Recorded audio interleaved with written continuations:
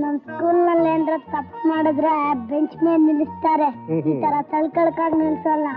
ಯಾಕೆ ಮನೇಲಿ ಏನ್ರ ತಪ್ಪು ಮಾಡಿದ್ಯಾ? ಅಮ್ಮ ಪನಿಷ್ಮೆಂಟ್ ಕೊಟ್ಟಿದ್ದಾಳ?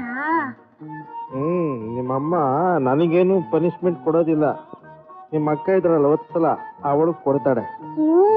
ನಮ್ಮಮ್ಮ ಒತ್ಸಲಕ್ಕ ನೋಡಿದ್ರೆ ಯಾವಾಗ್ಲೂ ಸಿಡಿ ಸಿಡಿ ಅಂತಾಳೆ. ಯಾಕೆ ಮಾವ? ಯಾಕೆಂದ್ರೆ ನಿಮ್ಮ ಅಕ್ಕನಿಗೆ ಧೈರ್ಯ ಸಾಲದು ಕಣಪ್ಪ, ಬೆದರ್ಕೊಟ್ಟು ಅವಳು. ಅದಕ್ಕೆ ನಿಂತಿದೆ.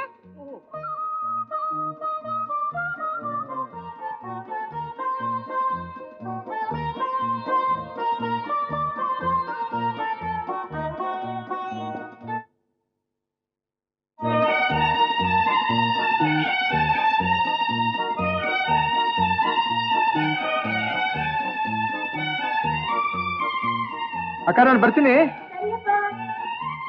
ಚಿಕ್ಕಮ್ಮ ನಾನು ಕಾಲೇಜ್ ಹೋಗಿ ಬರ್ತೀನಿ.